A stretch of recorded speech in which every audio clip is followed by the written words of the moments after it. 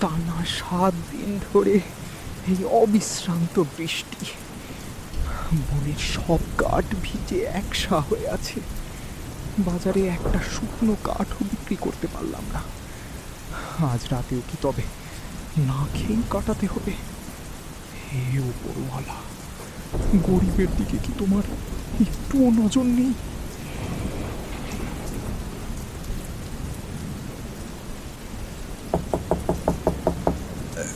এই দূর চোখের রাতে দরজায় কে টোকা দিচ্ছে?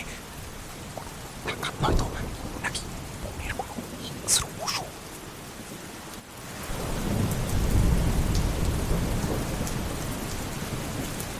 অরণ্য সাবধানে দরজা খুলতেই দেখল দরজার সামনে দাঁড়িয়ে আছে এক অতি রূপবতী কন্যা।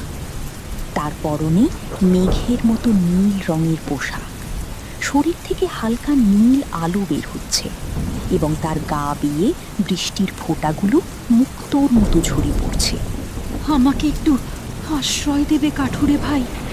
আকাশের ঝড় বৃষ্টি আজ আমাকে পথ ফুলিয়ে মাটিতে নামিয়ে এনেছে। আমার বড্ড শীত করছে। তুমি কে? এই গভীর রাতে বনের ভেতরের কুড়ে ঘরে কোথা থেকে এলে?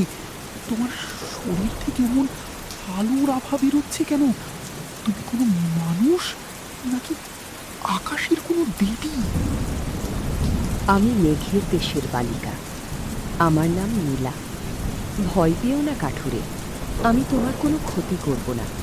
শুধু এই রাতের জন্য তোমার ঘরের কোণে একটুখানি জায়গা দাও। ঠিক আছে, আসো।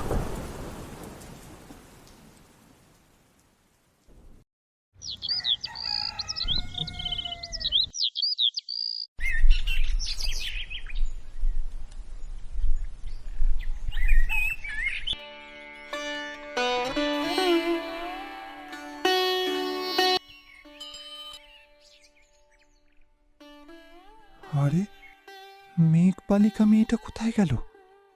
ঘর তো পুরো খালি, কিন্তু এই মাটির পাত্রে এই নীলপদ্ম ফুলটা কোত্থেকে এলো? আর এ থেকে এমন সুবাস আর সুর বেরোচ্ছে কেন? হঠাৎ শূন্য থেকে নীলার মায়াবী কণ্ঠস্বর ভেসে এলো, যেন বাতাসেই সে কথা বলছে। কাঠুরে ভাই, কাল রাতে তোমার ঘরে আশ্রয় পেয়ে আমি ধন্য। তোমার সততা দেখে আমি তোমাকে এই জাদুকরী নীল পদ্ম উপহার দিয়ে গেলাম। যখনই তোমার ঘরে কোনো অভাব আসবে, তুমি শুধু এই পদ্মফুলের একটি পাপড়ি ছুঁয়ে তোমার ইচ্ছের কথা বলবে।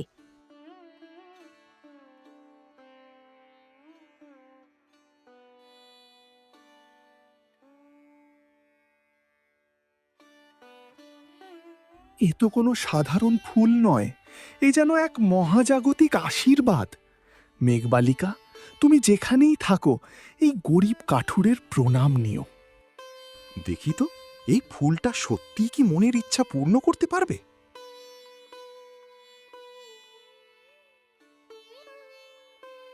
হে জাদুই ফুল, আমাকে অনেকগুলো খাবার দাও।